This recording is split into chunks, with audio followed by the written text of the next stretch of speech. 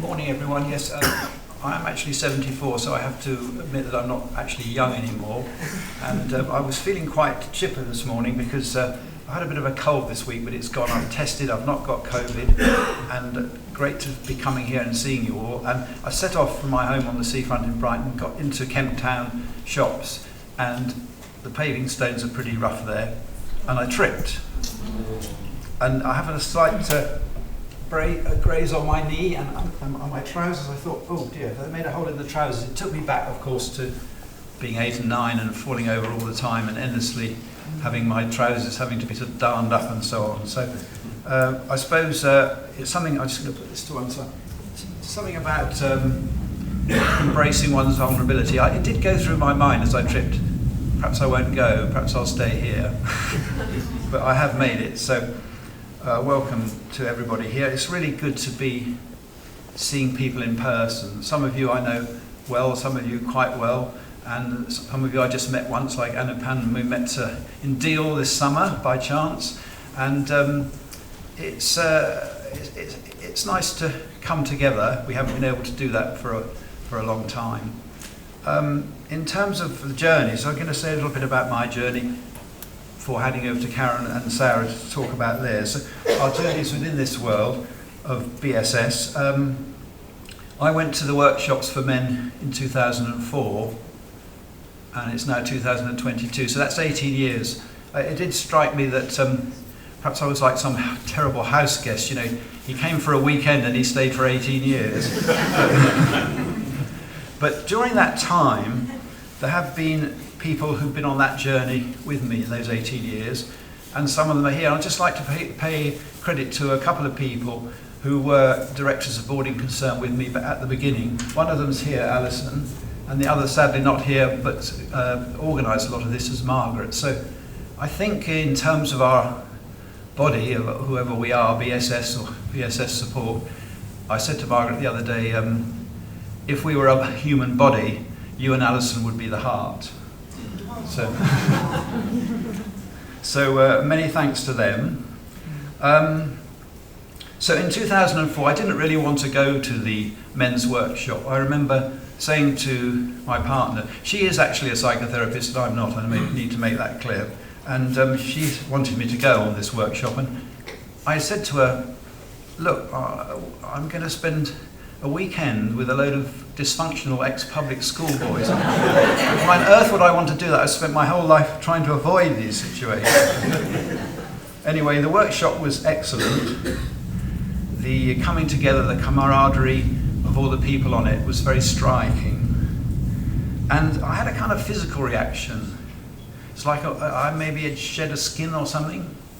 And that was the start of something. One of the things I'd say as a survivor is that you may want to think your way out of this, but you have to feel your way out of it. And that's, for me, it's been very significant. So I felt different. I felt like I'd shed a skin. And that was the immediate reaction.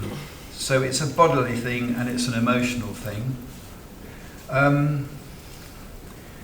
So it was pointed out to me on the workshops in 2004 that the fact that I'd gone into mental health work, the fact that I wanted to close all the large institutions, the fact that I was working for a while with R.D. Laing and his communities was because I went to boarding school. And I kind of took that on board, but it actually took me a few years later. I was running something with a mental health service user group. Mental health was my area of work. And a poet came along and we did a poetry workshop. He was a friend of mine, this poet, survivor poet, and he asked everybody in the workshop, write a poem about surviving the mental health system. I'd gone along to keep him company, and I just found myself writing a poem about surviving boarding school. So that was the actual point at which it was more obvious to me. I'd taken it on board. I wrote the poem. It was a very emotional poem, and I had difficulty reading it out at the session, and even more difficulty reading it out to my partner later. So I could read it out now, but I'm not going to, because I've sort of done a few of these things about one's experience, one's story, and I'm coming to the point where I'm not going to do it much anymore, because I think it's like Alex was saying earlier, sometimes you can do too much of it, and sometimes it can be maybe a little bit re-traumatizing. So that was how I sort of moved on and understood more. Now the next, I'm going to try this. Okay, the next item is my bear. His name's Recorder for some reason. When I was given him when I was 2, my uncle had a tape recorder, which was a bit of a thing, and so I called my bear Recorder. And he accompanied me when I was 8 in 1956 to go to my prep school, and the headmaster said to my mother, "It's best the bear doesn't stay." The problem was what he should have said, "It's best the boy doesn't stay." Anyway, so he didn't come with me, and so my mother had to take him all the way home, and she cried all the way home, and she always maintained that she was more upset than I was at being left at this school. But in truth, we were both upset, basically. And sticking to the theme of my mother, some years after being at the boarding school workshop, some years after understanding more about the situation, my sister also went to boarding school, and I had to admit my mother to a dementia care home. This was a difficult thing to do, and unfortunately we slightly misjudged things. We admitted her to this home on Halloween, so all the staff were dressed as ghouls, which didn't help. But when we got home, independently, we both felt terrible that we'd left Mum in a completely strange environment. And we were really worried about how she would get on there, and she didn't know anybody. And we realised, of course, that this must have been a little bit how she felt when she left us. So that's another sort of story, a little bit of understanding the feelings when they come on you. The feelings come onto you, you need to welcome them in and then try and make some understanding. In fact, Mum was, having been to boarding school herself, she found the care home quite a good environment. She settled down quite easily and adjusted to all the routines. Okay, so in the time I've been working as a survivor, I did written various things, and one of them, I don't know if this is Nick Duffell's latest book or my book with Nick Duffell, but anyway, this is the book we produced in 2016, Trauma, Abandonment and Privilege. Trauma, for everybody who goes to boarding school, there's a trauma to survive. Obviously it's kind of different, maybe if you're a man or a woman, if you're black or you're white, if you're straight or you're gay, it may be a different sort of trauma, but it's still a trauma everybody has to survive. Abandonment is one of the things that happens to you. The first I see Joy Shavrin sitting over there, the first in your A, B, C, D was abandonment, bereavement, captivity, depression. Dissociation, not depression. Okay. And for those of us that have come out a little bit at the end of it, E stands for emancipation and enlightenment. So that's a little bit about that. And then, telling one story, very important.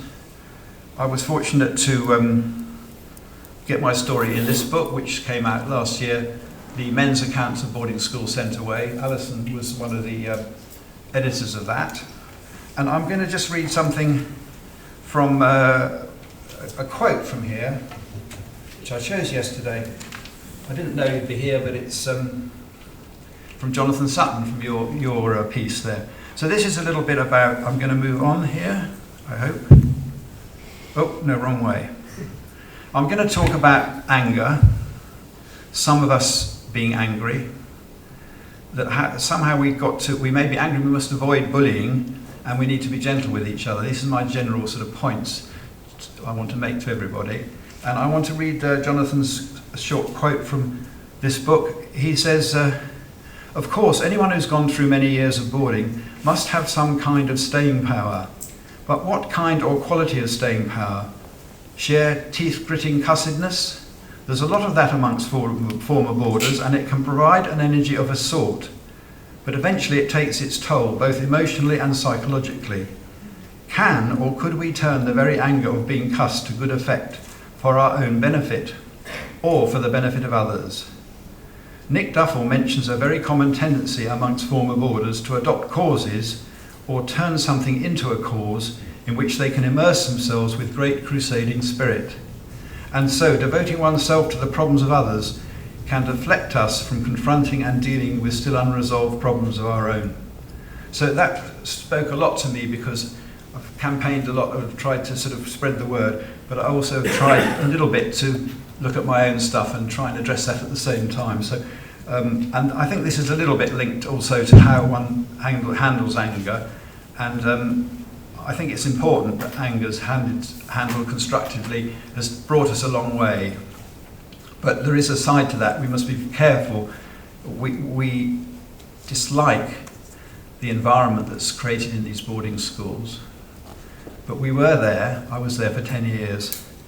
And although we rail against it, it is sort of within us, so we have to be a little bit careful that we don't end up recreating it in some way or other. And that's the issue of bullying. So I think that was my final point, except to say that during the lockdown, I got in touch with somebody in Shoreham by Sea who kind of repairs things, and she repaired my bear. So here he is, transformed. Okay.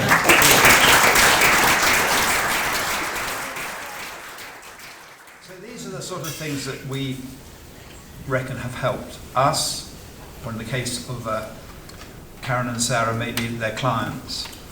But it's fairly straightforward. A BSS and BSS-Support workshops, events, resources coming here today. Therapy and counselling. There is an organisation called Boarding Recovery where you can find therapists, mostly in the southeast, but there's a few a bit further afield.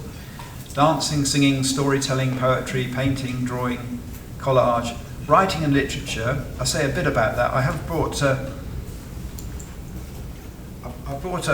kind of short list of 12 very recent articles which I can put on the table at the back, just to say the sort of things that are being published. Quite broad now, so it's really good to see lots of people writing. There's an article here by Gordon Knott. I can see him lurking somewhere in the audience. There is an article by Simon Partridge, who recently come out. We've seen him earlier. One from Joy Shavrin, and one from Amelia White, which is actually not out yet. It's coming out next month. One other thing to say, interestingly, there's a couple of guys here who've both written about being at Eton, same as Alex, and they're both black, interestingly, and so I think these two books are fascinating, because Dilebi Onyama went a long time ago, about my time, and he published a book, and Musa Okwonga has published one more recently. So with Dilebi, I would say the interesting thing was Eton tried to stop it being published when it was first published in 1972. And then, horror of horrors, he was banned from going to Eton. Can you imagine that? You go to Eton for 5 years and then they ban you from going there? The alma mater. So, Bernardine Evaristo won the Booker Prize. She helped some black authors whose books had sunk without a trace. She helped Dilebi Onyama to republish. Eton gave him a full apology for all the racism he had suffered in his time there, and they said he was welcome to visit any time he liked. He lives in Nigeria. He said, "I'm happy to visit if you'll pay for my airfare." Yeah. So I don't know what came of that.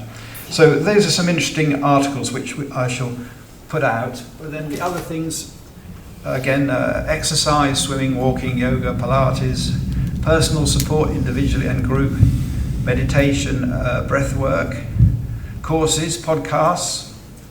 Well, a lot of people here run courses. Podcasts, I've not met him, but I can see him, Piers Cross over there. Everybody loves your podcasts, Piers, and we're very pleased that you've been doing them. There's a Facebook group which is around boarding school survival. Films, animations, we've already heard a bit about them. Pets, alternative approaches, medicine, therapy, acupuncture, massage and humour.